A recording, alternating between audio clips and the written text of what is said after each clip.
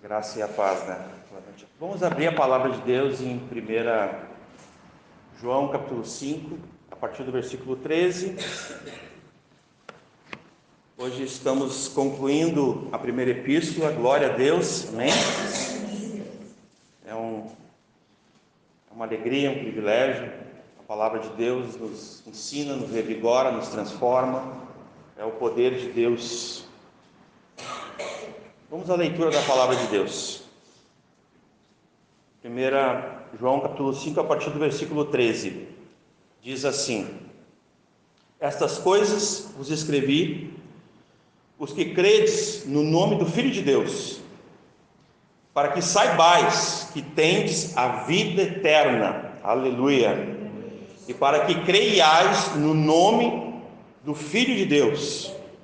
E esta é a confiança que temos nele, que se pedirmos alguma coisa segundo a sua vontade, ele nos ouve. E se sabemos que nos ouve em tudo o que pedimos, sabemos que alcançamos as petições que lhe fizemos. 16. Se alguém vir pecar seu irmão, pecado que não é para a morte, orará, e Deus lhe dará a vida. Aqueles que não pecarem para a morte, há pecado para a morte, e por esse não digo que ore. Toda iniquidade é pecado, e há pecado que não é para a morte.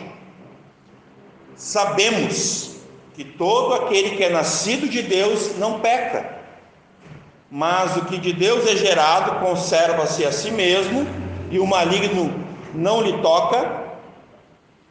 Sabemos que somos de Deus e que todo mundo jaz no maligno. Sabemos que já o Filho de Deus é vindo e nos deu entendimento para que conheçamos ao verdadeiro, e no que é verdadeiro estamos, isto é, em seu Filho Jesus Cristo. Este é o verdadeiro Deus e a vida eterna. Filhinhos, guardai-vos dos ídolos. Amém.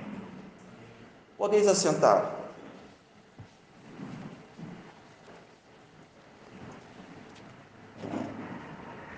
Amados irmãos, hoje nós vamos concluir a primeira epístola, e para isso nós vamos falar algumas coisinhas daquilo que temos aprendido do Senhor Deus, na sua palavra nesse tempo, né? Desde do capítulo 1, nós temos aqui algumas evidências que trazem as marcas dos filhos de Deus e dos discípulos de Cristo, e para isso nós passamos por algumas provas da própria Escritura, nos confrontando e nos chamando à obediência, nos chamando a uma transformação pelo poder dessa Escritura, uma transformação de entendimento e também daquilo que nós cremos, porque a nossa fé, ela é assim, ela é exatamente como a palavra de Deus ela define. Ela é uma certeza, talvez mais profundamente ela é uma segurança, uma confiança de que nós somos de Deus, porque fomos salvos, fomos comprados, e isso é o amor de Deus, é o amor que nos salva, né? Então, desde o capítulo 1 a gente viu alguns princípios de comunhão para com o seu Filho e para com Deus, o Pai. A gente viu ali que para isso nós não podemos, nessas marcas, nessas características como Filho de Deus, não há treva nenhuma, assim como não há em Deus. Não há comunhão entre luz e trevas. Então nós somos despidos das trevas pela luz, porque afinal de contas a luz vai dissipar as trevas em nós. Um cântico antigo vai dizer que derrama a luz nas minhas trevas, né? Asaf Borba, querido, né? É um cântico bem precioso num tema desses, né? Então, essa é a palavra de Deus, é a luz derramada em nossas trevas, diariamente, né? Ou as trevas que nos assediam, que nos arrodeiam, porque o mundo jaz em trevas, já em maligno. Nós éramos trevas, hoje somos filhos da luz. Efésios 5, né? Portanto, devemos andar assim como filhos da luz. Então, nenhuma treva, nenhuma comunhão com as trevas, nenhuma mentira. Ou seja, aonde há trevas, vai haver mentira e não haverá verdade, não haverá luz. Então, onde é que a gente viu isso? Lá no capítulo 1. Né? A gente pôde perceber, pelo contrário, que a comunhão está na luz de Deus, porque Deus é luz. E sabemos disso, amém? 25 vezes, o pastor Michael me ajudou para nós termos um entendimento mais amplo da epístola toda. 25 vezes, no tempo perfeito, esse verbo saber, ele vai estar distinto para nós.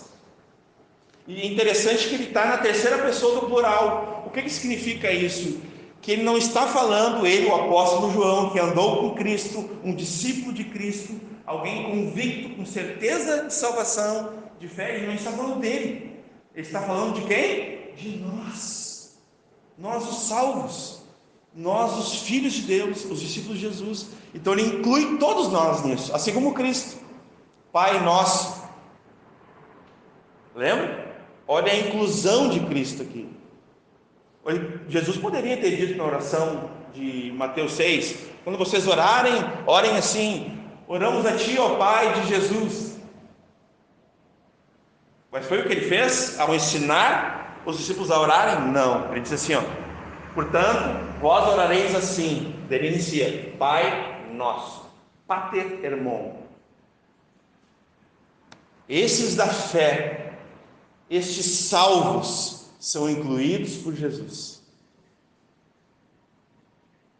Então esses irmãos, eles vão ter comunhão na luz, eles vão ter comunhão pela santificação, pela purificação dos pecados, pelo sangue, pela expiação em Cristo, nosso advogado, lembra? Nosso, Redentor, a propiciação de Jesus de uma vez por toda faz ali, que nos traz uma convicção sobre essas coisas.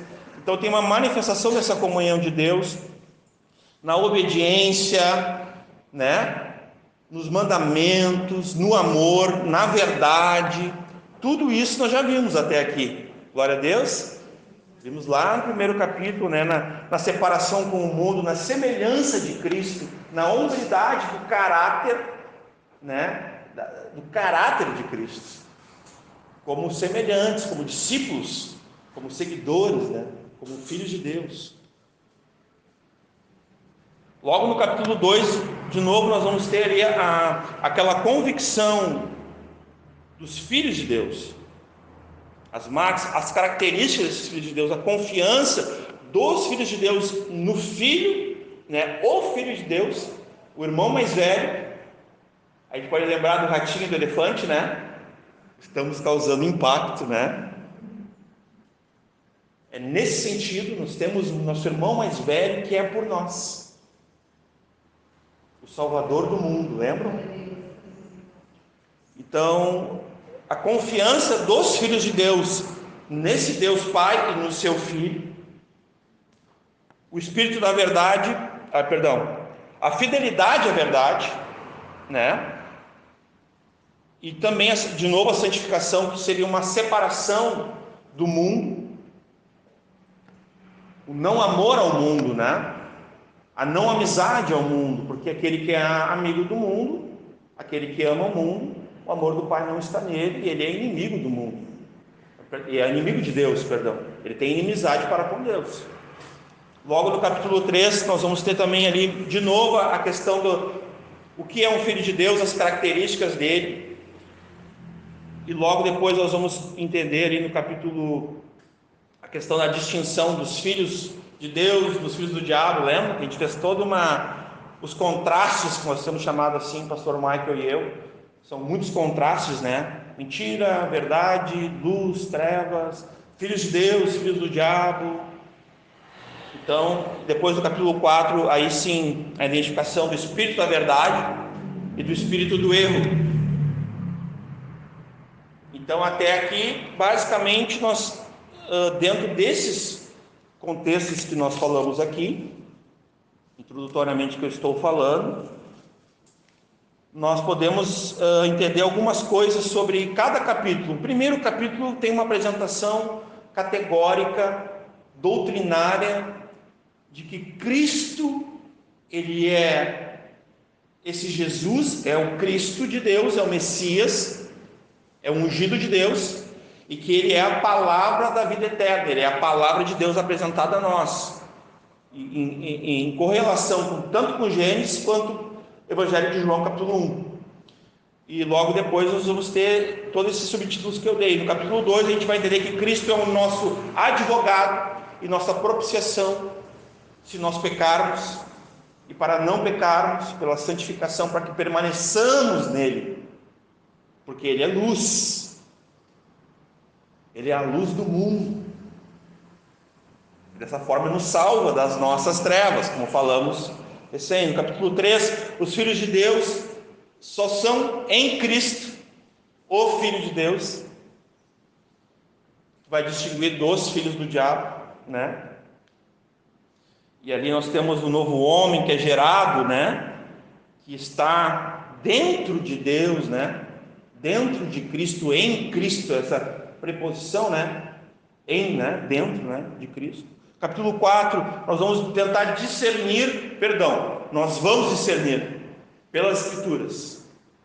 O apóstolo está nos ensinando, está ensinando essa igreja aqui como discernir o falso evangelho, a falsa pregação, o falso pregador, o falso mestre, o falso profeta, a falsa profecia. E talvez, irmãos, aqui, por conta nossa, a falsa igreja, que esses grupos sectários, esses grupos que não seguem a Escritura, que não são guiados pelo Filho de Deus, mas que negam sua humanidade quanto sua divindade.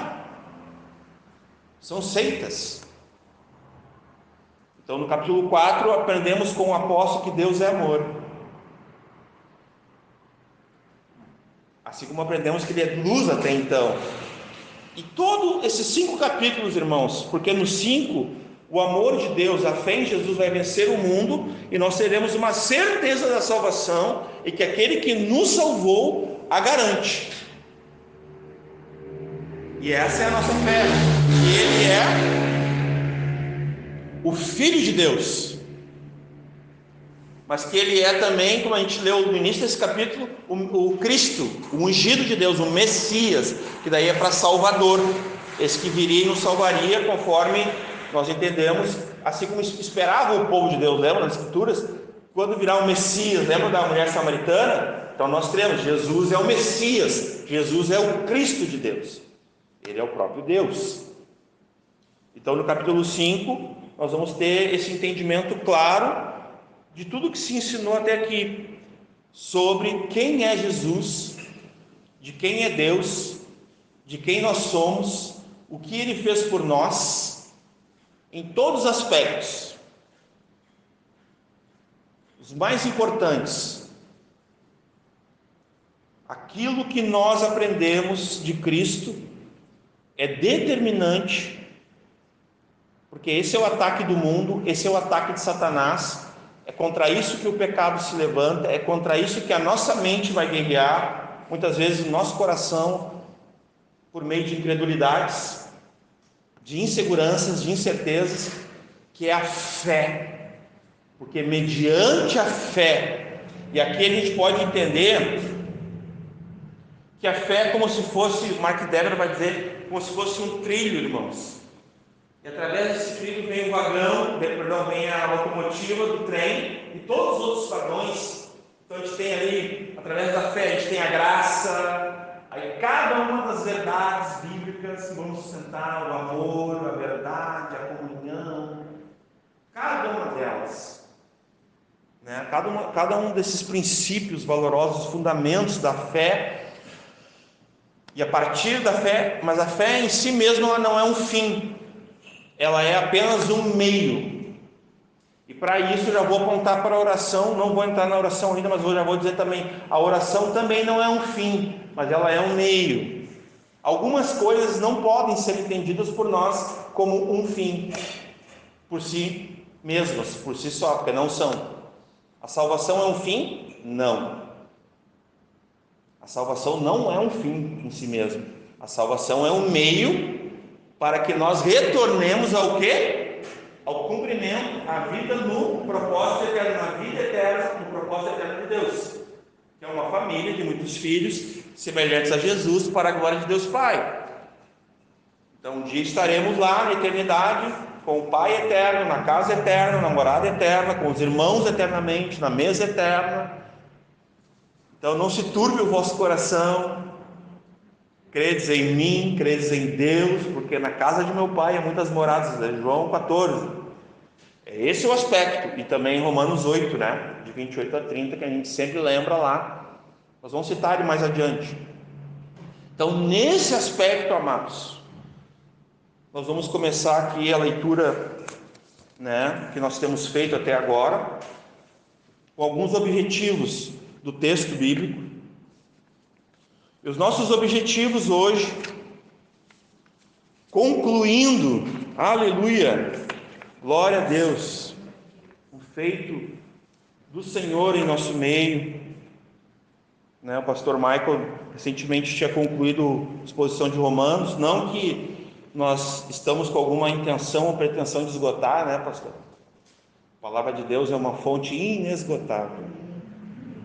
Daqui a um tempo o pastor Michael vai ministrar aos nossos corações, talvez, as epístolas de João, e vai vir de novo um derramar de Deus, porque assim é a fonte da salvação, assim é a fonte de Cristo, a palavra de Deus permanece assim. Então, eu queria que os irmãos acompanhassem comigo aqui a partir do versículo 13. Estas coisas vos escrevi. Que coisas são estas? Que registros são esses? O que foi escrito até então? Nós podemos entender que sim, desde 1 João capítulo 1, versículo 1, até 1 João capítulo 5, versículo 21. Seriam isso.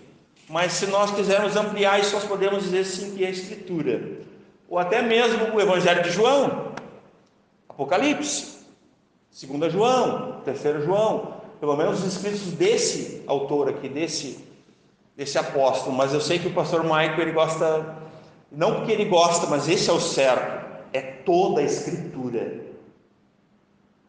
não se resume a João, servo de Deus, que foi movido pelo Espírito Santo, mas a palavra é inspirada, e aí é toda a palavra.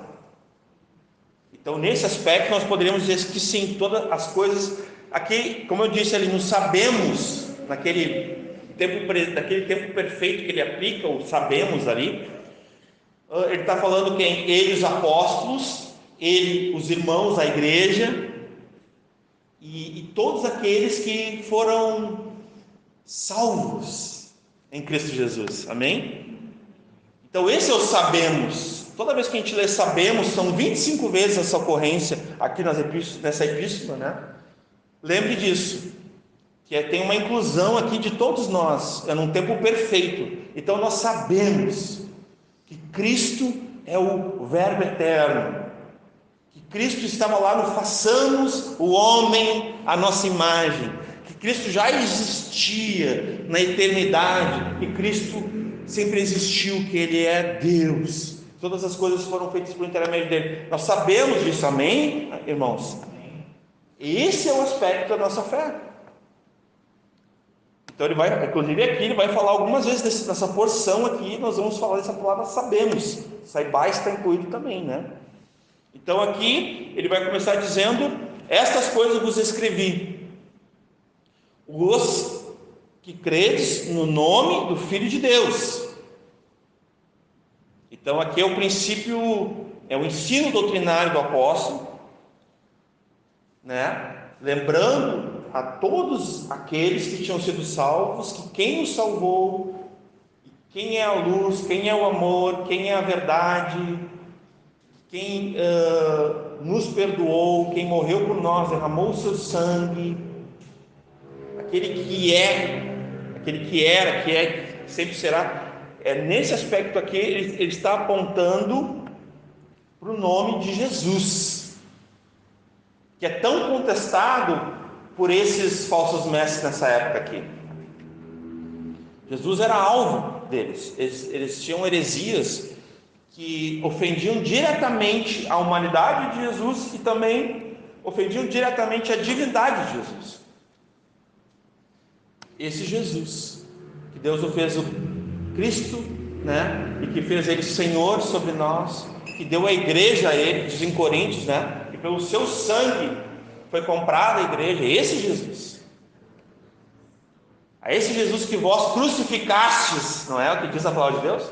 É esse aspecto que o apóstolo Pedro vai fazer essa menção. A este que vós crucificastes, Deus o fez Senhor e Cristo. Então é uma afirmação conjunta dos apóstolos aqui, que permaneceu na verdade de Cristo. Como eles receberam de Cristo, eles estão transmitindo essa segurança pela fé, por esse trilho por onde nós vamos trafegar nossa caminhada cristã.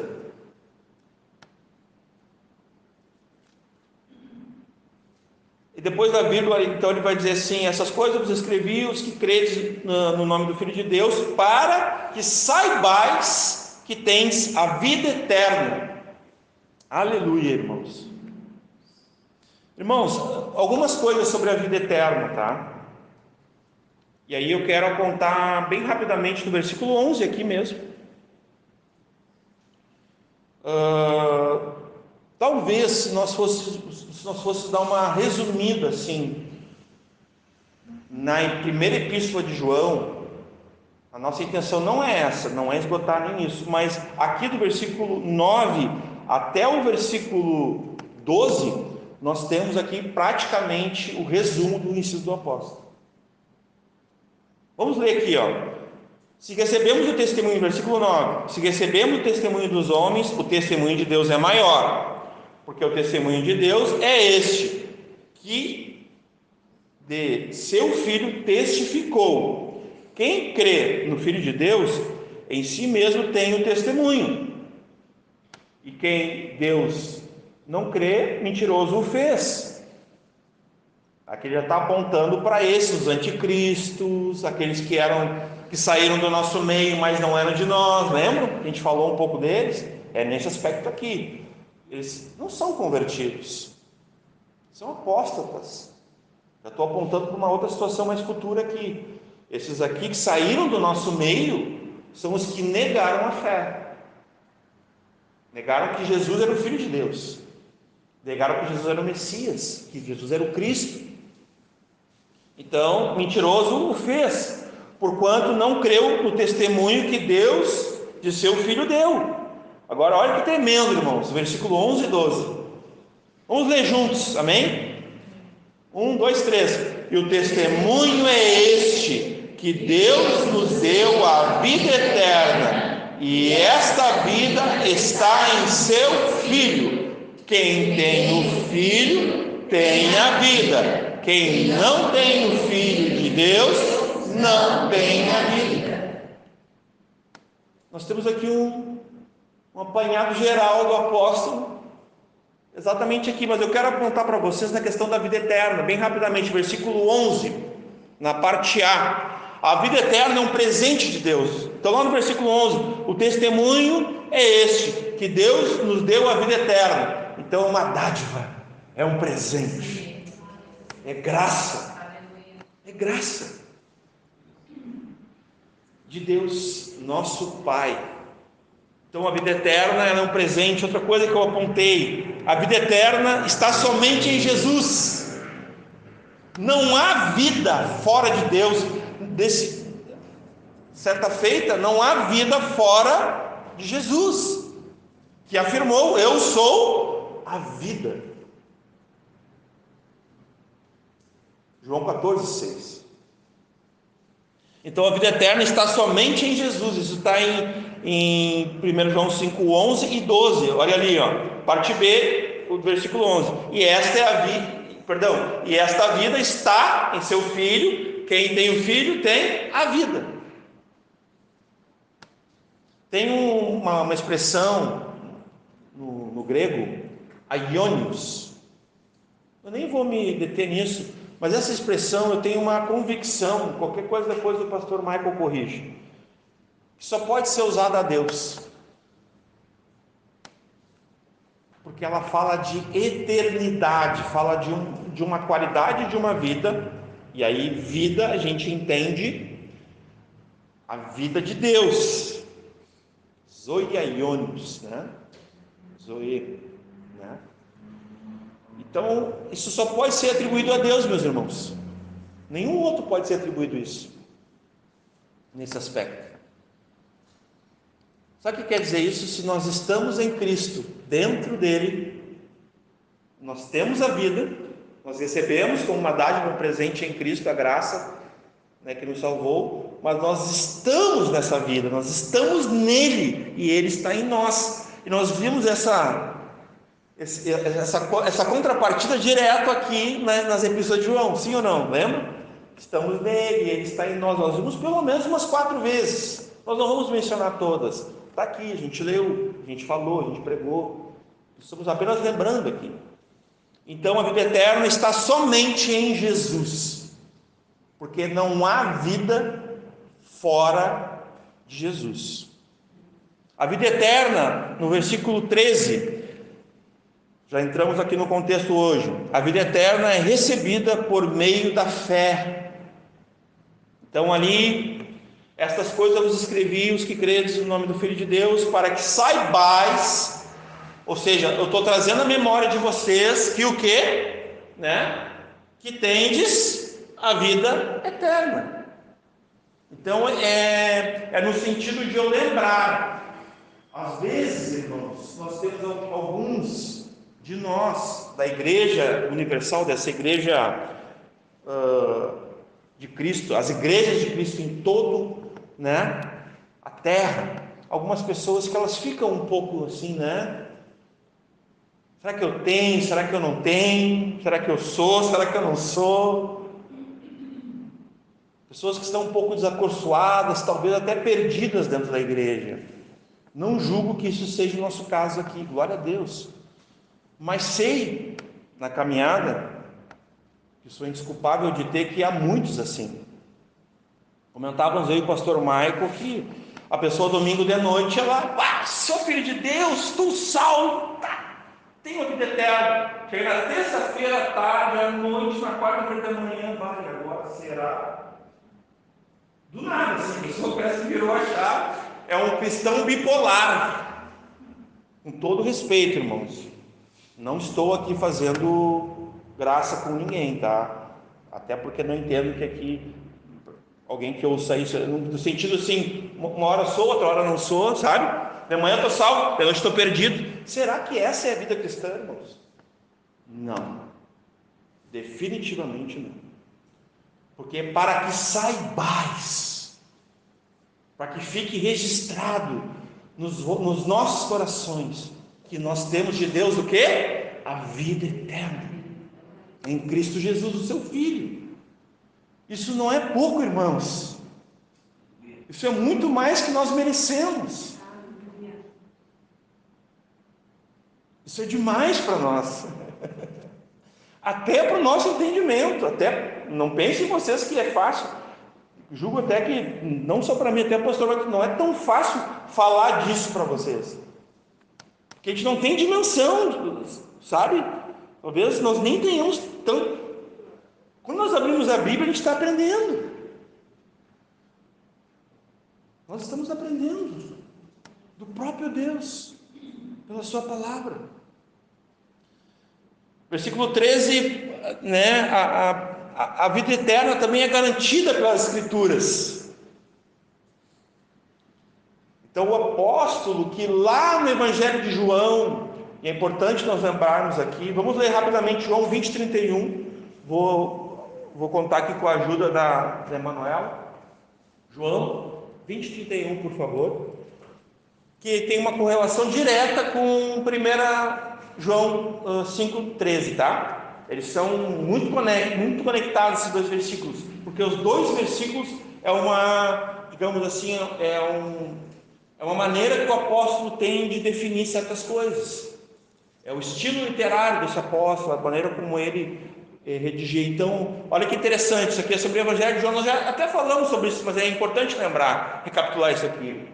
Esses o que? Os escritos, o que foi escrito, a palavra de Deus, os sinais, os registros, os feitos, os milagres de Jesus, nas maravilhas de Jesus. Então, esses, porém, foram escritos para que creiais que Jesus é o Cristo, o Filho de Deus, e para, crendo, tenhais vida em seu nome. Agora é interessante que o pastor Michael, nós conversamos aquelas coisas do Espírito Santo, né, ministrando com a gente. Até então tinha uma tentativa não de definir, de esgotar, mas não, o Evangelho foi escrito para incrédulos, para que as pessoas sejam salvas. E as epístolas de João é o núcleo do Evangelho prático para as que já foram salvas, de como um cristão, qual é o caráter do cristão, quais são as marcas do cristão, como é que ele se porta, como é que ele convive, né? Aonde ele mora, do que ele se alimenta. Não, estou brincando. Tipo, é esse aspecto de 1 João. Só que daí nós conversando, e o pastor Michael, daqui a pouco o Espírito Santo veio, né? E aquelas coisas que só ele faz. O pastor Michael falou: mas maninho, veja bem, concordo, mas tem uma coisa a mais aí, que seria o quê? Aí a gente meio que definiu assim, para nosso, não para o nosso gosto, mas para o entendimento não fechado, um entendimento mais amplo do que Deus está falando conosco aqui. Que seria o quê? O Evangelho de João foi escrito para quem não era, para os incrédulos, para quem não era, mas também para os que eram, porque ele traz os fundamentos de quem é Deus, de quem é Jesus. Então a gente, para os que não eram, mas para os que eram também. Da mesma forma, as epístolas de João foram escritas para os que são, e ele trabalha essa certeza, né? Vocês são. É isso que ele está fazendo, gente. Vocês são. É como se nós chegássemos num irmão atribulado e dissesse assim: mas maninho, tu é o Filho de Deus. Lembra do teu resgate, do teu Redentor, ele vive. Aquele que te salvou é maior, maior é Deus, maior é o Espírito que está em ti. É nesse sentido de fortalecer a fé do irmão. Então, nesse aspecto, nós entendemos que 1 João, né, as epístolas de João, elas são sim para os que já são, mas também para os que não são. Aleluia! E isso é só a Escritura, irmãos. Porque a gente não pode limitar as Escrituras. Nós não temos essa autoridade. Mas ela tem autoridade sobre nós, para nos ensinar. Ela é apta, ela é viva, ela é eficaz para isso, para nos corrigir. Não que corrigir, mas para nos ensinar, né? Abra João 5:24, por favor, Emanuela. Bem rapidinho sobre a questão da vida eterna. Então nós falamos: a vida eterna é um presente de Deus, a vida eterna está somente em Jesus e não há vida fora dele. A vida eterna é recebida por meio da fé, é mediante da fé, mas quem nos salva é a graça, não é a fé. Olha aí, ó. É o texto bíblico. Sois salvos? Seja bem-vindo. Sois salvos pela graça, mediante a fé. Então é a graça representa Cristo Salvador. E aqui nós vamos ver, olha que tremendo esse texto. Na verdade, obrigado, Emanuel. Na verdade, vos digo que quem ouve a minha palavra, Jesus, né? Letras vermelhas, e crê naquele que me enviou, tem a vida eterna. E não entrará o quê? Em condenação. Aleluia! Olha a garantia aqui, a segurança que o nosso Salvador, o nosso Senhor está nos garantindo. Mas passou da morte para a vida.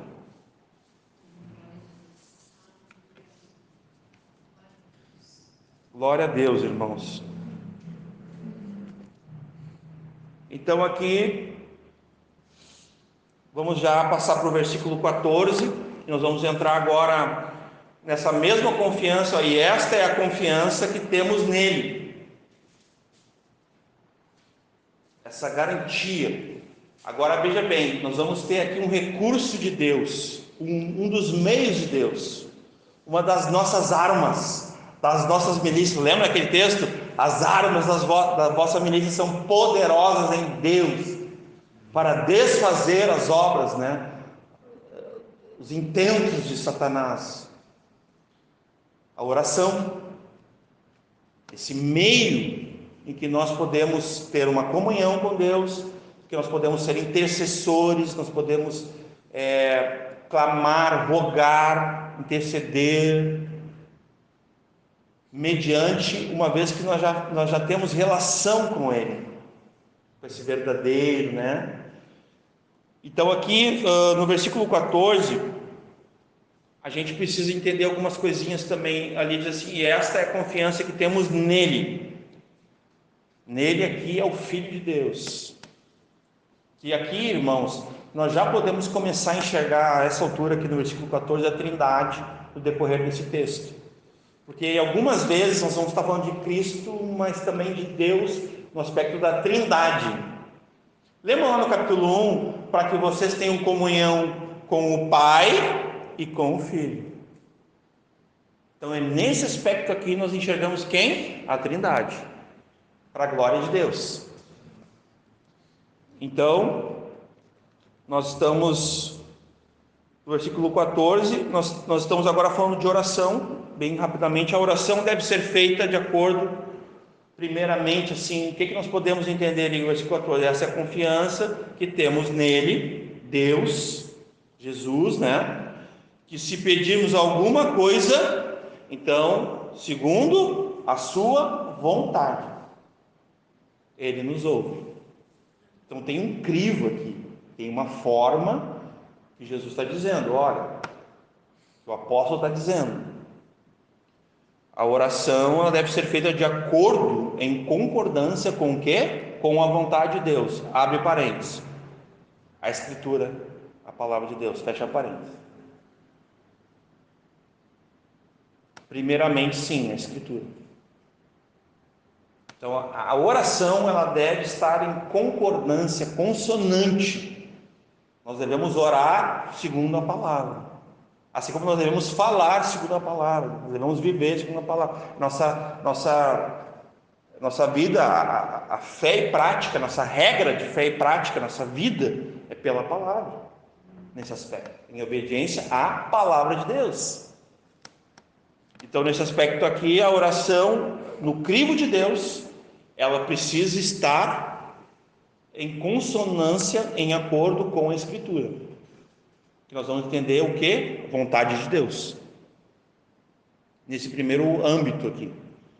Agora, irmãos, nem toda oração é ouvida.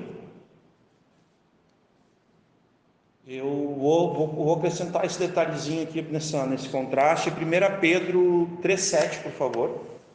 Quero mostrar para vocês um detalhe, aqui mais atento aos homens, aos maridos, mas isso se inclui ao pecado, irmãos. O pecado realmente é uma separação entre nós e Deus e entre nós e nós, tá? Olha lá o que diz lá, 1 Pedro 3,7, por favor. Igualmente vós maridos, é um contexto ali de uma instrução para maridos e esposas, tá? Mas olha só a orientação do apóstolo Pedro. Igualmente vós maridos, coabitai com elas com entendimento, dando honra à mulher como vaso mais fraco, mais frágil, Pode continuar. Como sendo vós os seus co-herdeiros da graça da vida. Então ela recebeu a mesma graça que o marido. Ela é co-herdeira da graça da vida, para que não sejam o quê? Impedidas as vossas orações. Tem um pregador do século 21, nem sei porque eu falei assim, mas falei, que ele disse assim, um homem que não trata bem sua esposa, esse eu não quero ouvir. É uma frase bem importante para os nossos dias. Que ela vai, sabe onde é que ela vai incorrer, irmão? Se tu não governa bem tua própria casa, não tem o respeito, o amor, a reverência da tua esposa, tu não pode ajudar a cuidar da casa de Deus. Então ele está falando para os homens nesse caso. Mas eu quero mostrar aqui que os homens têm as suas orações impedidas. Que não sejam, para que não sejam impedidas as nossas orações. Então, nem toda oração é ouvida. Se um homem está em pecado, ele trata mal a sua esposa, ele não vai ter as suas orações ouvidas. Ele vai ter as suas orações impedidas. Se fosse mais antigamente, bem pentecostal, eu ia dizer assim, ele ia receber um céu de bronze. Céu fechado, né? Lembra? Bem pentecostal, né? Céu aberto. Bem pentecostal, céu de bronze, né? Não vai nem passar do teto, sabe? Lembra dessas falas, né? A oração nem passou do teto, aquele peso. É nesse sentido. Então, nem toda oração, ou nem todo o que ora será ouvido. Nesse caso aqui. Eu queria também deixar esse exemplo para nós, para que a gente tenha temor de como nós tratamos com o pecado. Porque hoje em dia, nós vamos falar um pouco mais sobre isso, a questão de como nós tratamos o pecado é bem relevante. Como nós enxergamos o pecado, ela é bem relevante sobre isso aqui. Não tem como não falar sobre isso, né? Ali, então, ele vai dizer no versículo 15, que a oração deve ser feita com confiança. Olha ali, e se sabemos que nos ouve em tudo o que pedimos, sabemos que alcançamos as petições que lhe fizermos. É óbvio que aqui a oração deve ser feita com confiança, porque a oração, irmãos, nós temos que ter um cuidado para não tornar ela um amuleto, ou uma varinha mágica, ou uma superstição, ou um ato místico. Não sei se os irmãos estão entendendo o que eu estou falando. Tu colocar um fim na oração, como se a oração é que nem os irmãos dizem assim, agora só orando, só uma oração poderosa. Será que isso é bíblico, irmãos? De certa forma, a gente pode entender que sim, mas intencionalmente nós temos que ter cuidado para não fazer da oração um fim e atribuir à oração algo que não é da oração. Exemplo, a oração é um meio, não é um fim. Até que nesse contexto ela é um meio para que nós peçamos, para que lhe pedimos segundo a sua vontade, em sujeição à sua palavra, nesse caso aqui, a sua vontade. Porque às vezes nós vamos orar, irmãos, até conforme a palavra, até uma coisa que parece corretamente ideal, e nós não vamos receber nada, irmãos. Sabia? E aí? Deus deixou de ser Deus? De maneira nenhuma. Muitas vezes Deus não responde nossas orações. Ou às vezes as respostas não são tão convincentes, porque Deus ele tem aquela forma, né? O sim, Deus fala não, e Deus fala espera. Te deixa ali, né? Para te maturar, para te amadurecer. Mas Deus fala mais com a sua palavra, de forma audível. Não que Deus precise explicar para nós, e não que a gente vá converter Deus através da nossa oração. Tem um entendimento muito errado nos dias de hoje, que é o seguinte: nós queremos que a nossa oração invada os céus e que cause alguma coisa no céu. Mas o que diz lá em Mateus 6? É isso que diz a palavra de Deus? Vamos ver. O que Jesus ensinou em Mateus 6? Cantamos hoje. Portanto, eu vou ler para ganhar tempo o versículo 9, né? Portanto, vós orais assim: Pai nosso que estás no céu, nos céus, santificado seja o teu nome, venha o teu reino e seja feita a tua vontade. Olha, estamos enxergando aqui o contexto que a gente está falando. Assim na terra como nos céus. Então é o contrário, irmãos. Tem pessoas que querem invadir o céu, sei lá o que elas querem. A oração que Jesus está ensinando aqui é outra, irmãos. Venha o teu reino. Amém, irmãos? Venha o teu reino. Venha o teu governo, seja feita a tua vontade. Aqui na terra. Então é sobre a nossa transformação, é sobre a nossa santificação. Por que a gente sabe? Porque é a própria continuação. Perdoa-nos. Não é o que diz aí, o versículo 12, ó. Perdoa-nos, né? O 11, né? O pão nosso cada dia nos dá hoje. Confiança, perdoa-nos as nossas dívidas, assim como nós perdoamos, né? Livrai-nos do mal. E aqui é importante guardar isso aqui, livrai-nos do mal.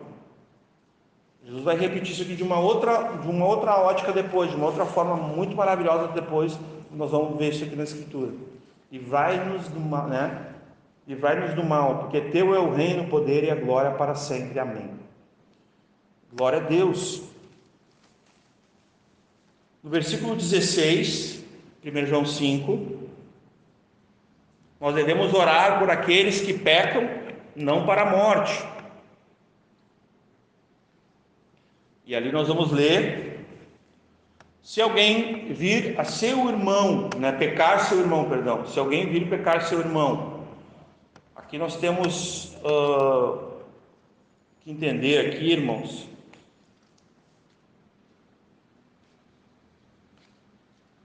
uma coisa recorrente no meio da igreja do Senhor. Nós vamos ver, Deus vai mostrar para o irmão, para a irmã. Isso não há como nós fugirmos disso. O Senhor Jesus não avisou, Ele não disse, ó, tudo que está em oculto, né? Tudo que está escondido vai ser o quê? Revelado, vai ser posto à luz. Eu vou expor. É isso que Ele está dizendo, vai ser exposto. E aqui o apóstolo está dizendo que quem vai ver? Está dizendo que nós vamos ver, eu vou ver, tu vai ver. Entendeu? Olha o que diz o texto, vamos lá. Se alguém vir pecar seu irmão. Esse alguém aqui não é Jesus, viu, gente? Jesus vê tudo, Deus vê tudo, né? Ele é onisciente, onipotente, onipresente, não tem nada que se esconde. As mais densas trevas, até ali a tua mão, né? As trevas e a luz são a mesma coisa para ti, não tem onde Deus não enxergue. Deus vê tudo, né? Abram rapidamente Gálatas, capítulo 6, versículo 1. Nem vou me aprofundar, mas eu quero só tocar nesse assunto de questão do irmão pecar, né? Bem rapidamente. Então vamos lá. Obrigado, Emanuel. Irmãos, se algum homem chegar a ser surpreendido em alguma ofensa, pecado, vós que sois espirituais, maduros, é nesse sentido, são mais maduros, são mais velhos na fé, encaminhai o tal com o espírito de mansidão.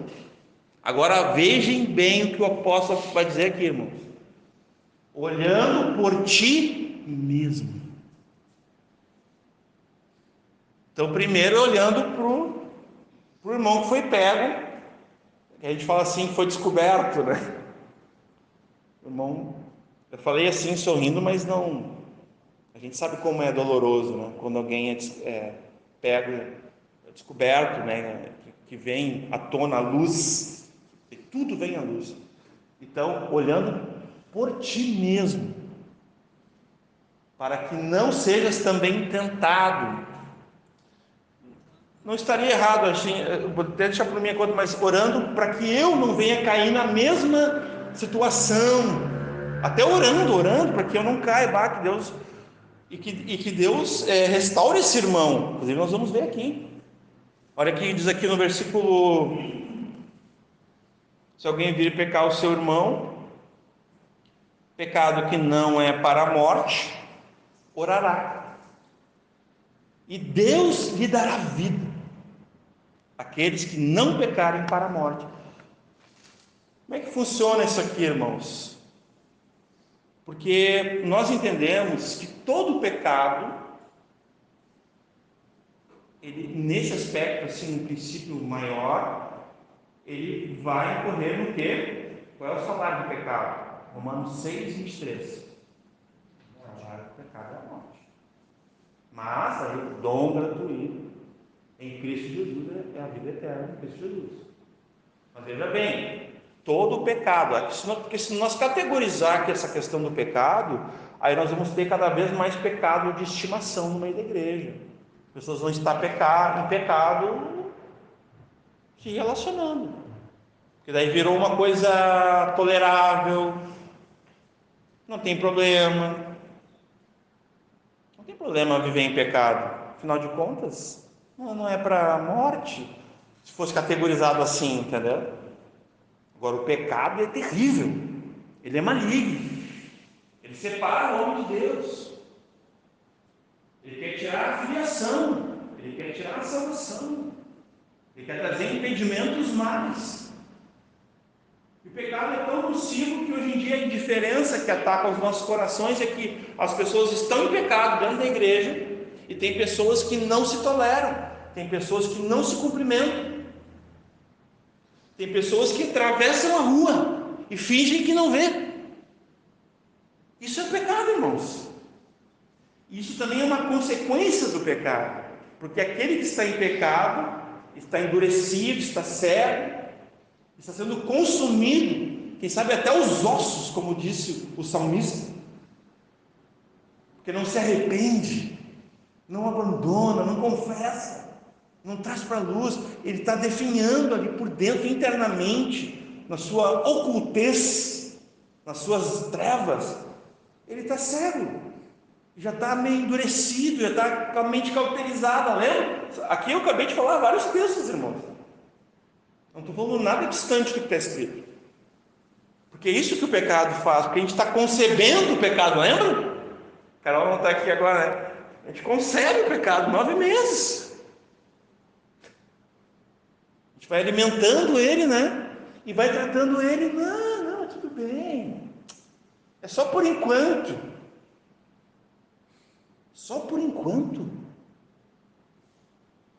apressa-te. Qual é a oração do salmista? Senhor, apressa-te em salvar, em fazer o bem, apressa, e nós devemos nos apressar em se acertar, irmãos. O Senhor Jesus, observando isso em relação ao próximo, olha Mateus 18, não tem também como nós não tocar nesse texto, versículo 15 diz assim: ora, se o teu irmão pecar contra ti, vai e repreende-o com amor, né? Com verdade em amor, não se esqueça sempre disso, sempre com verdade em amor, com respeito, lembrando que ele é um filho de Deus também, que ele é teu irmão, que tu não é filho único, que tu não é, sempre sabendo, com humildade. Se tu tiver que, o pastor Michael explicou numa outra oportunidade, a obrigação não é do ofensor, a gente tem a nossa justiça, né? Às vezes não foi tu, mas tu vai ter que tomar a frente. Se tu entende que tem que haver um acerto, de repente tu nem foi o causador de tudo, mas tu vai lá e vai te humilhar. Não, eu quero me colocar como falho, me perdoe. E Deus vai ser glorificado, Deus vai ser. Então, se tu vê se teu irmão pecar contra ti, vai e repreende entre ele e ti só. Se ele te ouvir, ganhaste a teu irmão. Então está falando do irmão aqui, teu irmão. O texto é claro. Mas, todavia, entretanto, porém, né? Que dizem isso. Se ele não te ouvir, leva contigo 1 ou 2, leva 2 pessoas como testemunhas, para que pela boca de 2 ou 3 testemunhos, você vai lembrar lá de Levítico 19:15, se eu não estou enganado, que vai configurar, né, a questão das testemunhas desde lá do Antigo Testamento. Isso é uma primícia da palavra, não é aqui que eles estão 2 ou 3 testemunhas, para que a palavra seja confirmada. Veja bem, aqui é a palavra, irmãos, de Deus. É a correção. Porque eu só posso dizer que o meu irmão está em pecado à luz das Escrituras. Não é porque eu acho. Tem que ter muito cuidado nisso. Em outros textos, por exemplo, quando tu vai acusar um presbítero, uma liderança, dependendo da liderança, tu tem que provar o que está falando. Sabia? A Bíblia fala. Vai acusar um líder, tu vai ter que, tipo assim, fazer um dossiê, tu vai ter que provar o que está falando. Se ele botar assim, ó, quero que prove o que estão falando, ele vai ter que provar. Não adianta só, eu acho, ou eu senti de Deus, ou eu entendi, não é suficiente, vai ter que provar que o que está falando é verdade sobre o tal, para que aquilo seja confirmado e seja julgado entre os irmãos.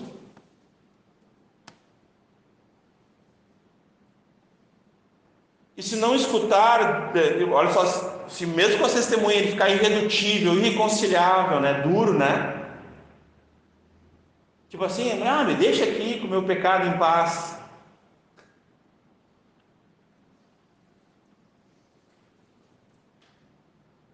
Vai também a igreja, né? Diz a igreja, né? A igreja que às vezes pode ser a igreja de forma congregacional, mas em alguns casos talvez não seja necessária a exposição, pode ser só a liderança. Se é um presbitério, pode ser só o presbitério representando, mas isso é um outro assunto que não... Tem algumas formas de representar isso aqui, porque isso aqui é representatividade. É nesse aspecto aqui. Agora olha só o final desse texto aqui, irmãos, que a gente não observa isso aqui. Vamos ler aqui, ó. E se ele não escutar, diz a igreja, então, né? Se também não escutar a igreja, daí a igreja vai falar, vai julgar, vai tentar salvar o irmão. Aqui é para salvar, é para restaurar o irmão do seu pecado e salvar ele de si mesmo, e salvar ele do mundo maligno, de Satanás que quer destruir ele. Então, considera-o como um gentil e publicano. Aqui tem um aspecto também que eu não vou entrar hoje, mas considera como alguém que não é dos nossos. Sabe aqueles que saíram de nós, mas não eram de nós? Esse é o aspecto. Agora olha só, em verdade vos digo que tudo que ligares na terra será ligado no céu, e tudo que desligares na terra será desligado no céu. Também vos digo que se dois de vós concordarem na terra acerca de qualquer coisa que pedirem, lhe será feito por meu Pai que estás no céu. E aqui vem um versículo que é usado para nós para tudo, menos para isso aqui, muitas vezes. E que eu estou falando de forma geral também, a igreja do Senhor. Eu já vi usar esse versículo para tudo. Muito poucas vezes, quase nenhuma, para isso aqui, que é o contexto do versículo. Que é um versículo muito famoso. Qual é o versículo? Vamos lá. Porque onde estiverem 2 ou 3 reunidos em meu nome, eu estou no meio deles. Toda essa ginástica aqui, essa disciplina, essa correção é para a unidade em Cristo, irmãos. E olha só a garantia dele: eu estou nisso e eu vou estar nisso.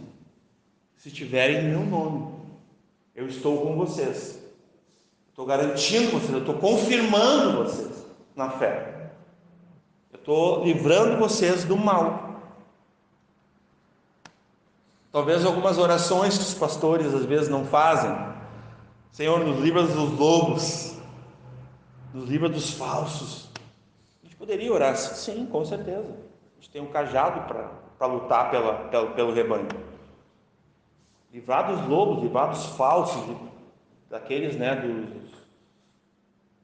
dos mercenários, de todos esses que querem fazer mal, né? Voltando ali no texto,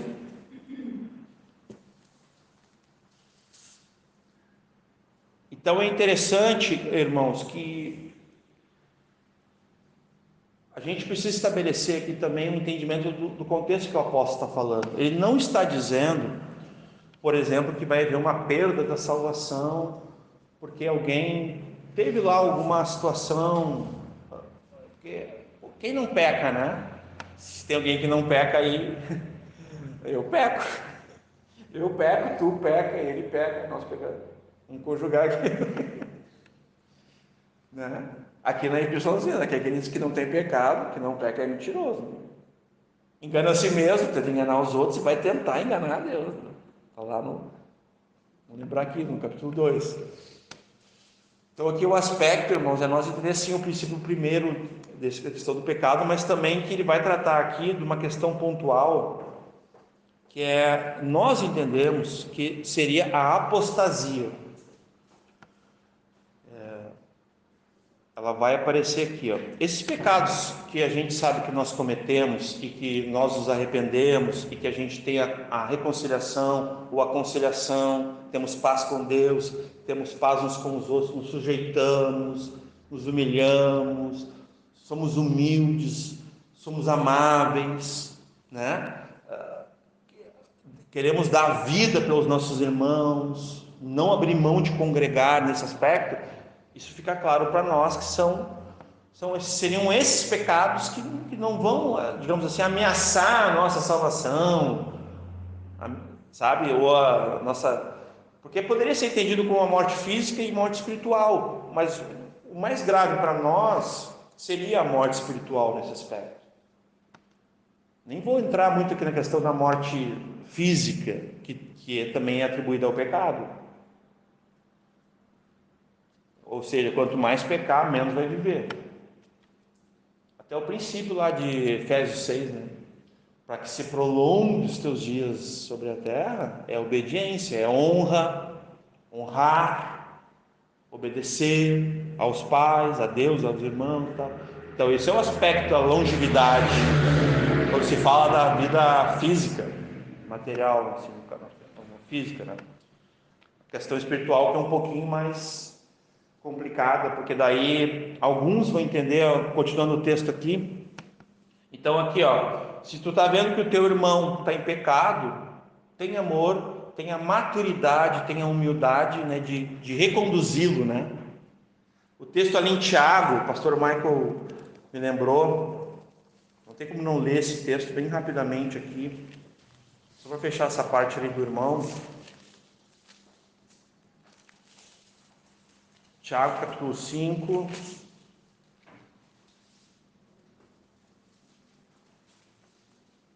Eu vou ler a partir do 13, tá? Amém? Então, Tiago capítulo 5. Está alguém entre vós aflito? Ore. Está alguém contente? Cante louvores. Chame a Marina, né? Cante.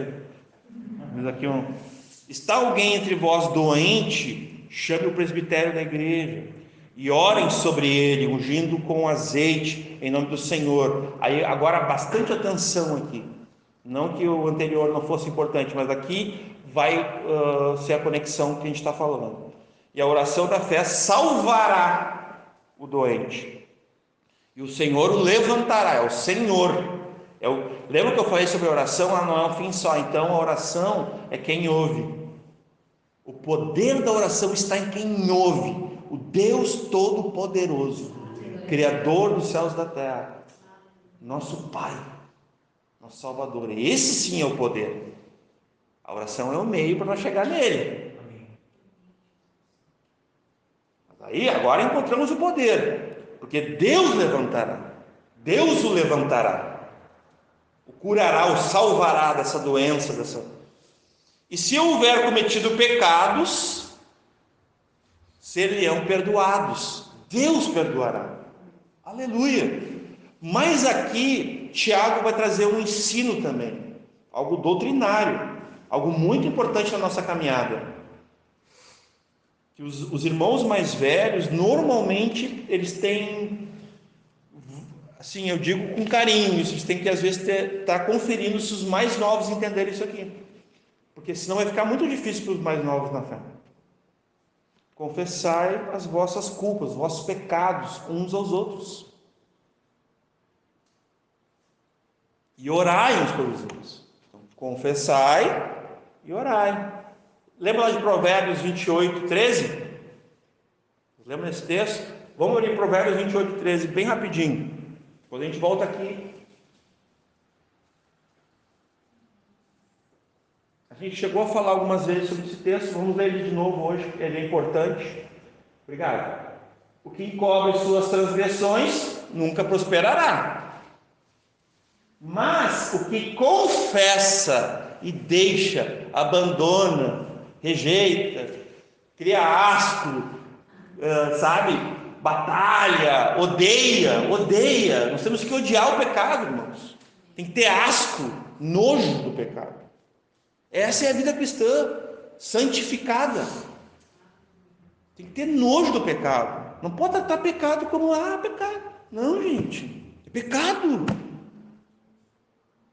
Sem moralismo aqui, sem falso moralismo, hipocrisia, não é esse o ponto. Nós devemos sim tratar, denunciar pecado, condenar pecado nesse aspecto.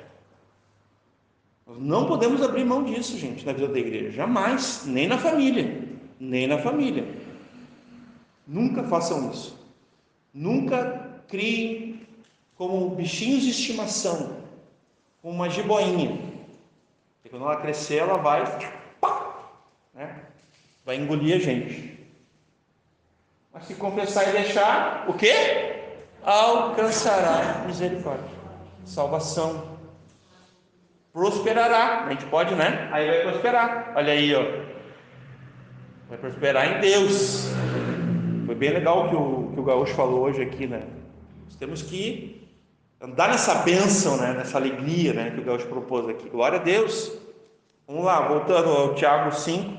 Confessai as vossas culpas, 16, por favor, uns aos outros, e orai uns pelos outros, para que sareis. E a oração do justo pode muito em seus efeitos, né? Muito pode em sua eficácia. Agora vamos pular aqui, irmãos, do 19 e o 20, sobre esse tema que nós estamos falando no final ali. Irmãos, se algum dentre vós se tem desviado da verdade, se algum dentre vós se tem desviado da verdade, tem se afastado da comunhão, tem deixado de congregar, tem esfriado, e tu reparar, aqui vai dizer o seguinte, irmãos, se algum dentre vós tem se desviado da verdade e alguém o converter, aqui a gente sabe que quem convence, quem converte é o Espírito Santo. Mas aqui no sentido do Espírito Santo vai usar a gente. A nossa fé vai atingir ele. Em amor, em verdade, vai salvar ele, vai resgatar as armas. Nós temos que usar armas para lutar pela vida do nosso irmão, sim ou não?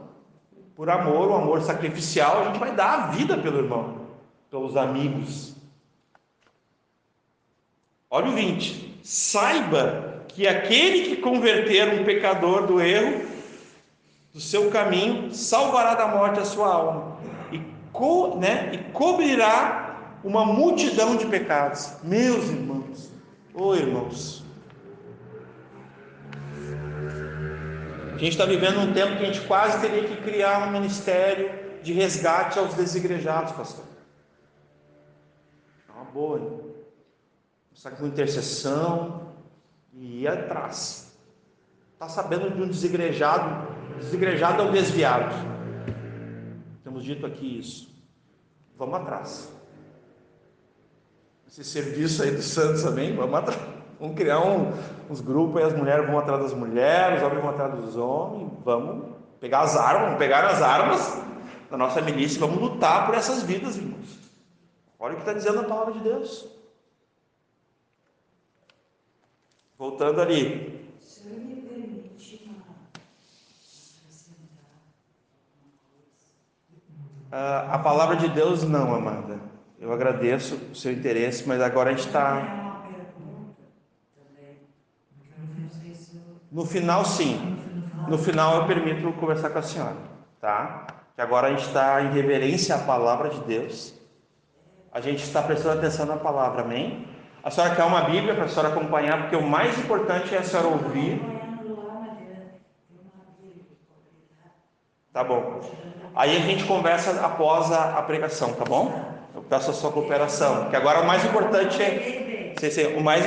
é a palavra de Deus agora, e depois a gente vai conversar com a senhora, com todo carinho, de verdade, tá, irmão? Tá bom? vamos lá. Então, o que nós temos? Nós temos aqui também o fato que há pecado para a morte. E aqui tem alguns entendimentos diversos. A gente já temos um alinhamento que nós entendemos que seria a apostasia. Esse pecado para a morte seria esses que abandonam a fé, esses que apostatam, abandonam a fé, que vão rejeitar a graça salvadora, que vão rejeitar Cristo, né? Vão negar a Cristo, né? Lembra do espírito do anticristo? Qual é o espírito do anticristo? É o que nega que Jesus é o Filho de Deus, Jesus é o Cristo. Então ele está negando a Deus, ele está negando o Evangelho, ele está negando a Cristo, a Cristologia. Então nós entendemos que aqui são os que nunca foram. Então é um incrédulo nesse sentido. Ele está obstinado muitas vezes em direção, porque ele apostatou. Então ele vai seguindo todos os passos assim. Eu tive essa experiência aqui, irmãos. Isso não é uma situação fechada. Pode haver salvação? Pode. Porque para Deus tudo é possível, amém? O impossível para nós é possível para Deus. Mas aqui mesmo, nessa cidade, já há 2 anos pregando, indo em casas, aconselhando, como igreja, a gente pastoreando, eu acompanhei alguns homens e mulheres. E eu pude perceber o seguinte, que alguns não queriam permanecer na fé. Eles queriam negar a palavra de Deus, queriam se defender de Deus, queriam se defender da questão das doutrinas de Deus. E aí eu pude conversar com eles, a minha esposa foi testemunha também, e eles abandonaram a fé. Teve um deles até que eu falei assim, cara, tudo tu questiona, né? Então aquela pessoa que ela não tinha certeza de nada, sempre insegura, sempre na dúvida, sabe? Então a gente que é bem encaminhado, assim, às vezes tem uma caminhada já pelo menos, a gente sabe que a pessoa não vai ficar. Porque se nas coisas básicas a pessoa não consegue crer e não fica claro para ela, pode desenhar, ele pode explicar, olha, só por Jesus, Jesus é o caminho, a verdade e a vida, ninguém vem ao Pai senão por mim e tal, vai ele explica e tal, e a pessoa questiona, mas... E aí chegou num ponto que eu estava caminhando com um rapaz, e eu falei para ele, cara, eu sinto te dizer, mas eu tenho uma impressão que tu não vai permanecer. Falei para ele, é importante que tu creia, tu te arrependa desse posicionamento, de sempre o pé atrás, sabe aquela pessoa que está sempre espiada, né? Sempre com o pé atrás, gato escaldado, né? Tem muita gente assim. A pessoa nunca confia, né? Sempre assim, né? Sempre desconfiando, né? E normalmente esse tipo de pessoa é um pouquinho mais difícil para conversão genuína. É um pouquinho mais difícil. E teve um caso desse, 1 ou 2, né, amor? Assim que lamentavelmente se cumpriu, né? E eu não falo isso eu falo isso com tristeza, assim, porque não quis crer, rejeitou o Evangelho, rejeitou a graça de Deus. Então, nesse aspecto aqui, esse é um pecado para a morte. Uma pessoa obstinada, que ela abandonou a fé, ela apostatou da fé, e ela se recusa a se sujeitar, a obedecer a Deus e a sua palavra. Nós entendemos que essa pessoa ela já está debaixo dessa potestade do espírito do anticristo. Porque lembra que nós estamos aqui no contexto de 1 João. Então a gente não pode ser incoerente, a gente tem que lembrar que o que era o espírito do anticristo? É oposição a Deus, é oposição a Cristo, que é o Salvador do mundo, é oposição ao Evangelho, oposição à luz, oposição à verdade, oposição ao amor. Então nós sabemos quem são esses. São as pessoas que não creem, amados. Elas não creem. E é duro isso. Nós vamos encontrar, aqui tem irmãos que com certeza já encontraram pessoas assim, pessoas obstinadas, né? A pessoa parece que tem, como é que é o nome daquele negócio que o cavalo usa? Cabestro? Tem pessoas assim, a pessoa anda assim, ó. Ela não quer enxergar nada, ela só quer enxergar o que ela quer enxergar. Então, na sua limitação, ela tem uma mente cauterizada, na sua ignorância, né? Mas como eu disse, irmãos, para Deus é possível salvar? Claro que é. Deus pode salvar. Lembra que o apóstolo Paulo disse o seguinte: vamos entregá-lo a Satanás para que a sua alma seja salva. Lembram? Aquela expressão do apóstolo Paulo de entregar a Satanás, tem pessoas que não entendem, é para que houvesse salvação. Porque não estava irreconciliável, não tinha mais. Então vamos fazer o seguinte: vamos entregá-lo para que pelo menos a sua alma, né, o seu espírito seja o quê? Salvo. Então o apóstolo Paulo, o que ele está ensinando ali? Que como último recurso aquela pessoa deveria ser entregue ao que está lá em Romanos 1 também, a sua própria corrupção, seu próprio entendimento, a sua mente reprovada. E ali ela vai criar um falso Deus. Lembra que ela vai adorar a criatura ao invés do Criador. Ela vai se opor a Deus, que é o Criador, e vai querer que a criatura tenha a posição de Deus. Aquela pessoa de Romanos 1. Então, em Romanos, ele vai ensinar exatamente essa questão. O que nós temos aqui? Nós temos também, nós vamos apenas citar, combinado por mim e pelo pastor Michael, o pecado, o famoso pecado, que é a blasfêmia contra o Espírito Santo, intencional. É uma pessoa que deliberadamente, a pessoa vem, isso é do diabo, pronto. Blasfemou contra o Espírito Santo. Nós temos ali o exemplo de quem? Ananias e Safira, que mentiram, tentaram enganar o Espírito Santo, foram fulminados, lá em Atos. Nós temos o apóstolo Paulo, tinha um braço direito que era Demas, e vai ter uma citação em Timóteo, é uma expressão que ele vai usar assim, e Demas, amando ao mundo, nos abandonou. É uma expressão de Paulo assim, muito sentida, assim, porque Demas era um braço direito de Paulo ali naquele contexto, servia com ele, batalhava com ele, daí um dia amou o mundo, presente século, e abandonou a igreja, abandonou Deus, a fé, tudo. E Paulo comunica isso está em Timóteo. Ele vai dizer: e Demas, amando mais ao mundo, nos abandonou. Que expressão, né, irmãos? E o Maninho, amando mais ao mundo, nos abandonou. Né?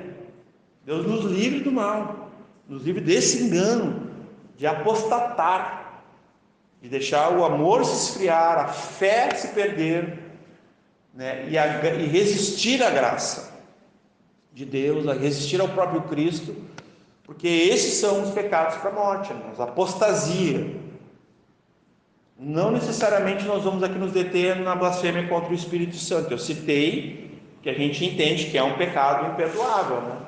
Mas quem estava quinta-feira aqui vai lembrar que eu trouxe um exemplo, né? Por exemplo, se tu não perdoa, vira um pecado imperdoável. Porque o que diz a palavra? Se tu não perdoar, o vosso Pai não vai te perdoar. Acabou de se tornar um pecado imperdoável. Então, viu como não dá para brincar com o pecado, irmãos? Com Deus não se brinca, com o pecado também não. Nesse aspecto, que o homem semear na carne, na corrupção na carne, vai colher para a morte eterna. Mas o que ele semear no espírito, né, para a vida eterna, para o espírito de vida, ele vai colher também. Então, nesse aspecto, a gente precisa entender que esse pecado para a morte, ele não vai se resumir nem àqueles que eles ignoraram, que diz lá em Hebreus, que eles se tornaram, que ficou impossível, uma vez que eles já tinham sido iluminados os olhos dele para a salvação, e aí eles abandonaram a fé, e rejeitaram a graça, e rejeitaram a Deus, daí ficou impossível de eles mais uma vez se voltarem a Deus. Está lá em Hebreus isso. A gente também não entende que seria somente esse pecado. Então eu estou apenas mencionando aqui, nós nem vamos abrir, para que os irmãos entendam que existem pecados para a morte definitivos, sim, né? Mas no nosso entendimento aqui, pastor Michael e eu, a gente se aprofundou e procurou ver a coerência do apóstolo João. O que seria isso? A gente procurou ver nos apóstolos e no Evangelho de João e até em Apocalipse, nas epístolas, que seria a questão de apostasia, seria de abandonar a fé, a crença em Jesus, está muito claro para nós, que é quem crê em Jesus, que Jesus é o Cristo e que Jesus é o Filho de Deus, lembra? A gente viu no último culto. É essa fé que não pode ser tocada, porque diferente disso pode virar o que? Uma apostasia. E começa assim, irmãos, começa abandonando princípios, e vem as raposinhas, lembra das raposinhas lá no Antigo Testamento? Vem as raposinhas, encontra as brechas e quando vê tem uma lacuna, o inimigo vem, não vem sozinho, e está ali a incredulidade, daí já vem a desonra, a injustiça,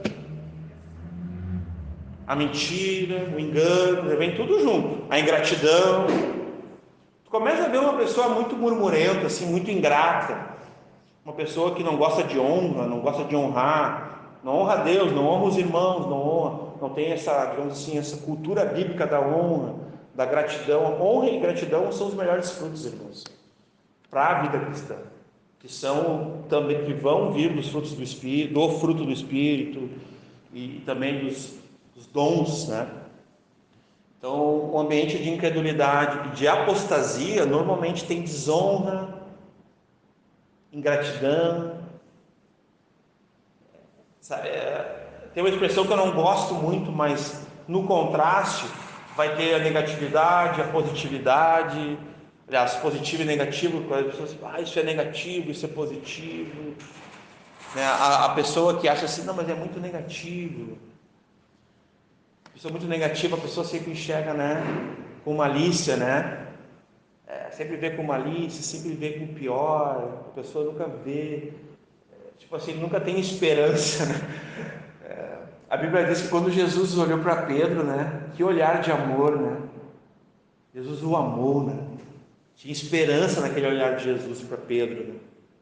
Não era um olhar de condenação, de sentença. Jesus sabia que ele ia negar. Jesus avisou ele, tu vai negar. E quando ele negou, ele ficou com vergonha, ficou constrangido. Aí já daí também já, né, fugiu, né?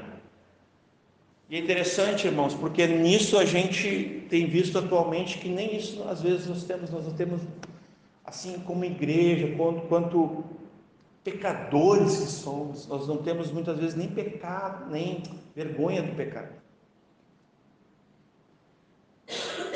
Gênesis vai dizer, né, que se o pecado vir, bater na tua porta, tu pode dominá-lo, né, tu pode, tipo assim, resisti-lo ou fugir do mal, né, da aparência do mal, né, tu pode, quer dizer, a Bíblia diz que tu tem que sujeitar a Deus, resistir ao diabo e ele fugirá de vós. E não ficar flertando com o pecado, tentando de alguma forma. Tu tem que te opor ao pecado, tem que odiar o pecado, né? Então, dessa forma, o 17 vai nos ajudar aqui bem mais também sobre isso, porque ele vai definir, né? Então vamos lá, 17: toda a iniquidade é pecado. E aqui ele vai definir ali, ó, e há pecado que não é para a morte. Então é exatamente o aspecto que nós vimos no 16, que aqui ele está, tipo assim, ele está recapitulando, né, o que seria aquilo que ele, desde o capítulo 1, ele vinha dizendo, que é esse espírito dos anticristos, ali o espírito do anticristo, da oposição, da apostasia, desse abandono todo.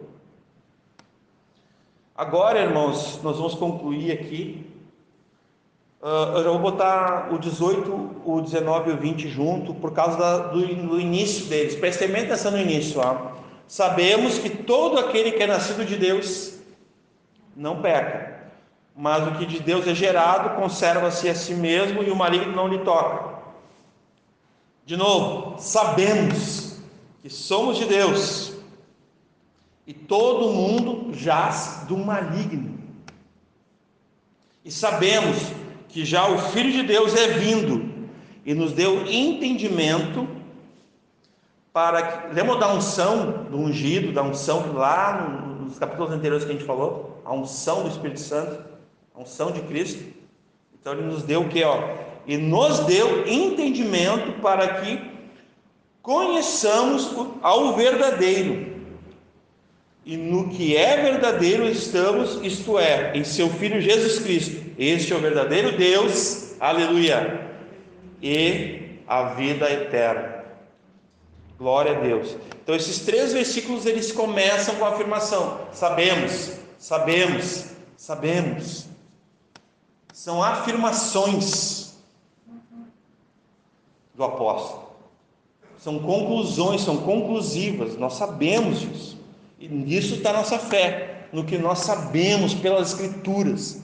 A palavra de Deus é que a palavra escrita, o registro da palavra de Deus é o ponto final, é a palavra final, não é a minha opinião, não é a minha ideia filosófica, não é o meu entendimento, não é a minha experiência, não, é a palavra de Deus. Esse é o sabemos, é o que a Bíblia diz, não é o que eu penso, não é o que eu acho, mas é o que a Bíblia diz. O que eu sei, o que a Bíblia diz sobre Cristo?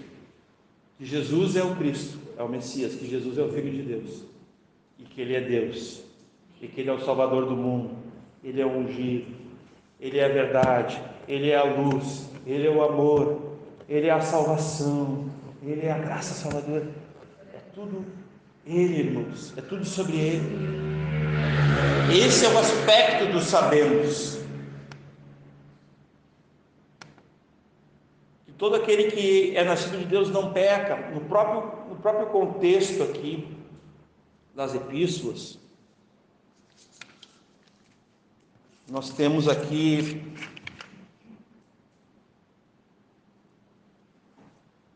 vira a folhinha assim, ó, no capítulo 3, no versículo 9. Ali diz assim, 1 João 3, 9.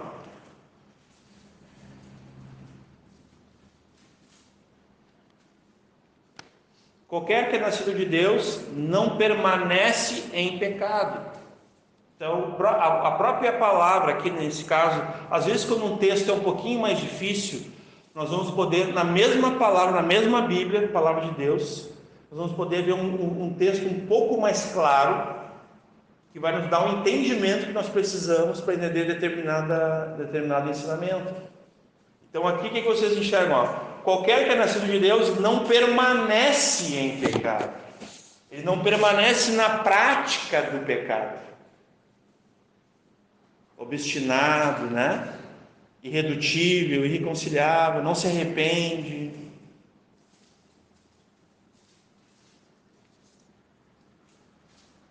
Porque a sua semente permanece nele e não pode pecar, porque é nascido de Deus, a semente de Cristo, incorruptível, do novo homem, nascido de Deus, esse homem que foi gerado em Deus, e ele é santo, ele é justo, ele é justificado, ele é santificado pela verdade, pela Escritura. E aqui na exposição de João a gente pode perceber uma coisa. Até então, não que haja faltado entendimento, mas aqui ficou claro, porque nós lemos, nós pregamos, que, por exemplo, assim, a verdade é a palavra de Deus, e é na verdade que nós somos santificados. A verdade é a palavra de Deus. Mas aqui nessa epístola vai dizer que o Espírito é a verdade. Olha que tremendo isso. Nós lemos no outro culto. O Espírito é a verdade, assim como a palavra é a verdade. Glória a Deus, né? No capítulo 5. Então isso é tremendo. Aqui, só para não fugir aqui, deixa eu achar aqui, ó. Versículo 6. Bota para nós o 5, 6, por favor. O finalzinho, parte B. E o Espírito é o que testifica, porque o Espírito é a verdade. Que afirmação, hein, irmãos? O Espírito da verdade, que vos guiará a toda a verdade, a toda a Escritura, a todo o conselho de Deus, a toda a palavra que é inspirada por Deus, que é da boca de Deus, né? A Bíblia é a palavra de Deus, não é apenas um livro, é a voz audível, clara, de Deus. Aleluia. Então, esse não peca, porque é gerado de Deus e conserva a si mesmo. Abram comigo aqui, bem rapidamente, em Judas. Só duas folhas aí, eu acho que na minha dá duas. Judas, versículo 1, é só um capítulo.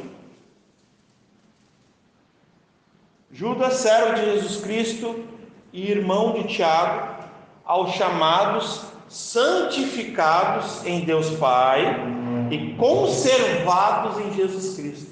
Aleluia. Glória a Deus. Misericórdia, paz e amor vos sejam multiplicados. É uma saudação ali, né? Olha só que apresentação, né? Conservado, né? Santificado pelo Pai, conservado pelo Filho. Agora olha ali o versículo 20. Nós vamos ler a partir de: mas vós, amados, edificando-vos a vós mesmos. Presta atenção nessas colocações, amém, irmãos? Vós, amados, edificando-vos a vós mesmos sobre a vossa santíssima fé, orando no Espírito, conservai-vos a vós mesmos no amor de Deus, esperando a misericórdia de nosso Senhor Jesus Cristo para a vida eterna. Que texto maravilhoso, Deus. Glória a Deus. Apiedai-vos, né, de alguns, que às vezes vai parecer nossa caminhada, talvez esses aqui que estamos falando hoje, né, que estão pecando para a morte, estão irredutíveis e irreconciliáveis, né?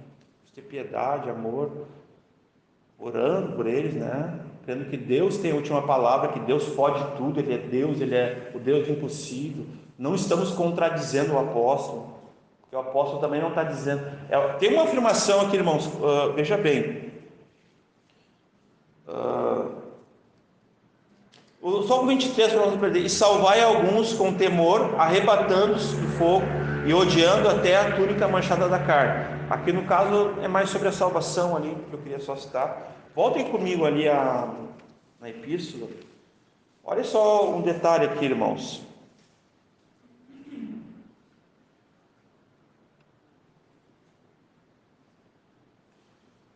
O nascido de Deus conserva a si mesmo e o maligno não lhe toca, né?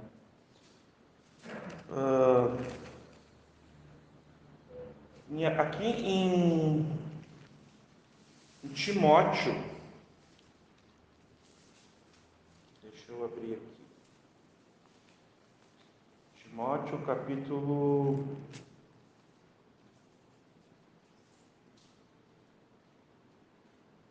4, 1 Timóteo capítulo 4. Vamos ler a partir do versículo 15, onde é o 15 e o 16. Diz assim: medita essas coisas, ocupa-te nelas, para que o teu aproveitamento seja manifesto a todos. Aí vem o conselho dele, apóstolo Paulo: tem cuidado de ti mesmo e da doutrina que recebeu, né? Persevera nessas coisas, porque fazendo isso te salvarás, tanto a ti quanto aos que te ouvem. Olha que tremendo esse texto. Então ali está falando, né, nós já estamos aqui trabalhando aquela partezinha que conserva a si mesmo, e o maligno não lhe toca, no final do 18. O Senhor Jesus, ele faz aquela oração do Pai Nosso que nós lemos, mas na oração sacerdotal, que a gente conhece, que é João 17, ele vai repetir, agora ele fazendo a oração, lá em João 17, e aqui eu já estou indo para o final.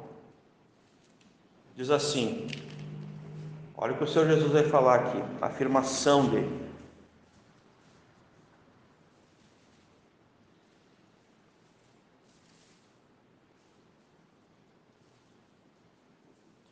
A partir do 13 aqui nós vamos ler.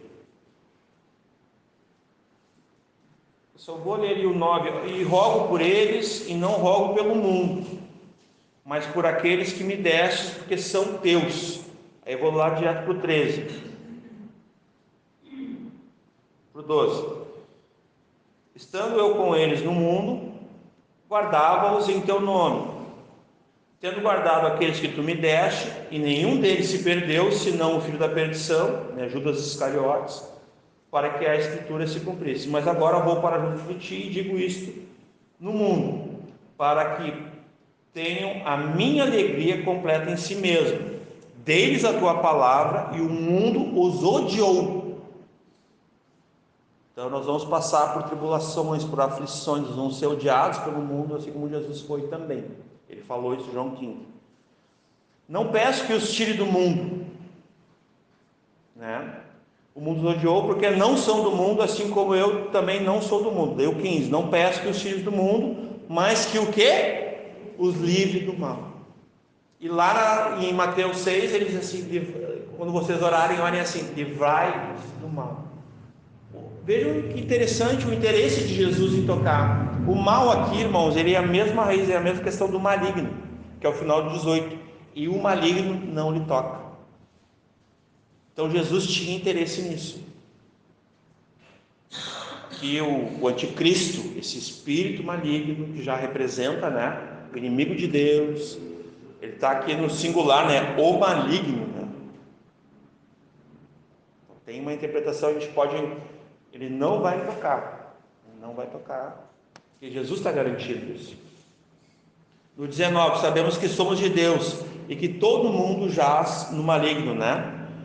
Gálatas 1, 4 diz assim: o qual se deu a si mesmo por nossos pecados, para nos livrar, né, do presente século mau, segundo a vontade de Deus nosso Pai. Olha a garantia de Jesus, né? Então sabemos que somos de Deus e que o mundo inteiro jaz do maligno. O príncipe da potestade do ar lá de Efésios, que filhos principados, tudo está sujeito. Nós não podemos ser, irmãos, nós temos que ser excelentes para aquilo que é bom e inocentes para o mal. Mas também a gente tem que ser simples como a pomba e também ter a astúcia, né, a sagacidade da serpente, que é, digamos, o entendimento, como alguém que vigia, né? Alguém que está alerta, alguém que está atento ao que o mundo está fazendo. O mundo está contra a família, o mundo odeia a família, o mundo está contra a igreja, o mundo odeia a igreja, o mundo está contra Deus, o mundo odeia Deus. Nós não podemos ser inocentes sobre isso. Tem que saber a luta, a batalha que a gente está lutando. Discernimento, né? Então, nesse aspecto aqui, o mundo inteiro jaz no maligno. E sabemos que já o Filho de Deus é vindo, né? Lógico que a gente sempre aponta para a vinda de Cristo, de uma certa forma, não tem como não pensar, né? Mas aqui o Filho de Deus já é vindo e nos deu entendimento para que conheçamos o verdadeiro. E no verdadeiro, que é o verdadeiro que estamos, isto é, em seu Filho Jesus Cristo, este é o verdadeiro. E aqui tem um texto, irmãos, que nós vamos abrir, que está em 1 Tessalonicenses. Deixa eu só anotei aqui.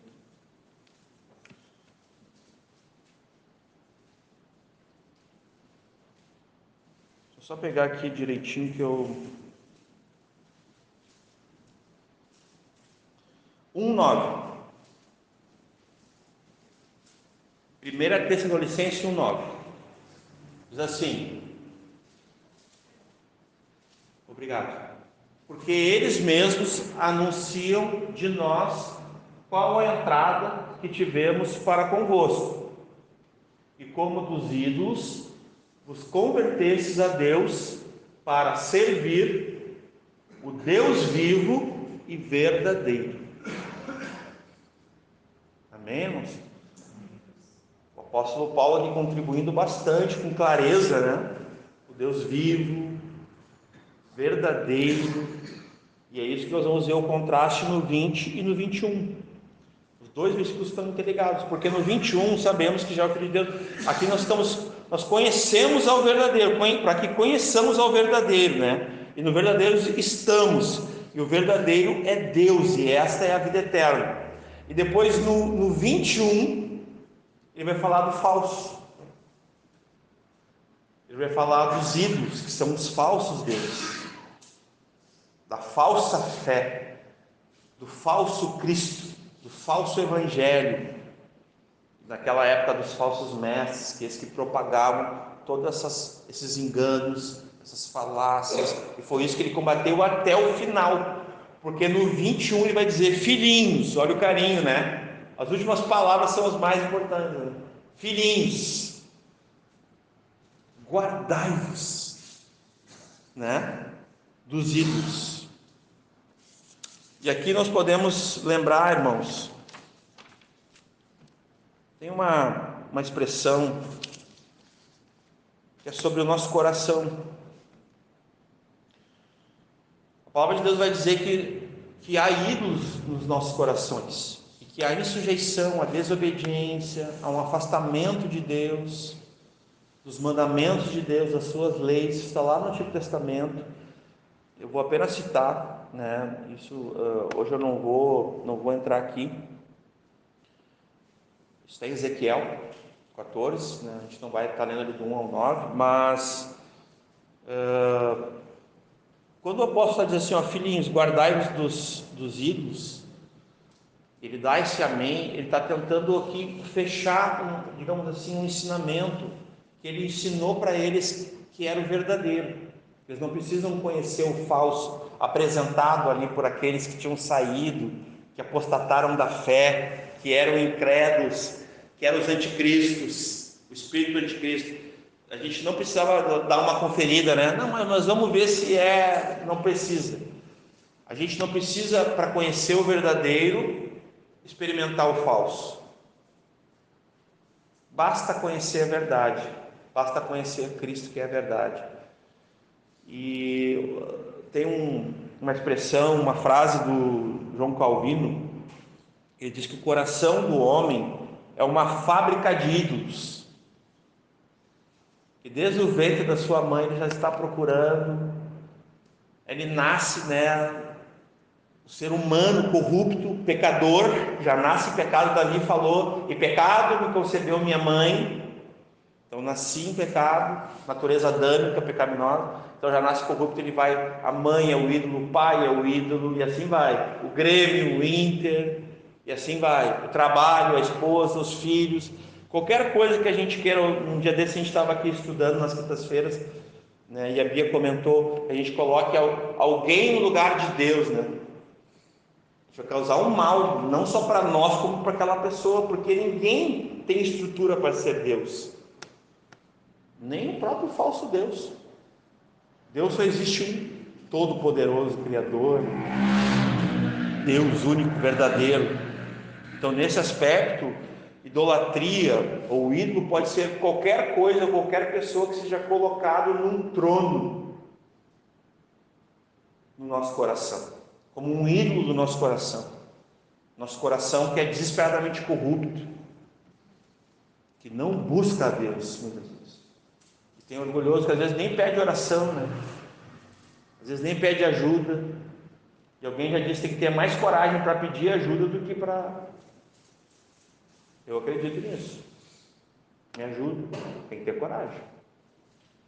Isso é uma pessoa corajosa, quem pede ajuda, pede socorro, quem não vai deixar de ser salvo.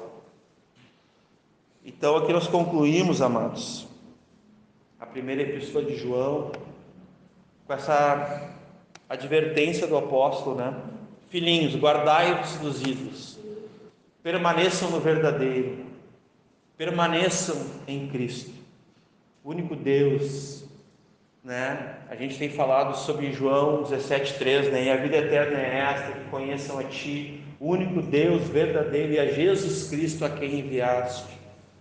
Vamos permanecer, é um verbo muito usado pelo apóstolo, muito sugerido: permaneçam na minha palavra, no meu amor, na verdade, em mim, em Cristo. Ele está dizendo, né? Jesus fala em João 15, né? Permaneçam em mim. Quando vocês orarem, se vocês permanecerem na minha palavra, vocês vão orar e vocês vão pedir e vai ser concedido para vocês. Olha que interessante, né?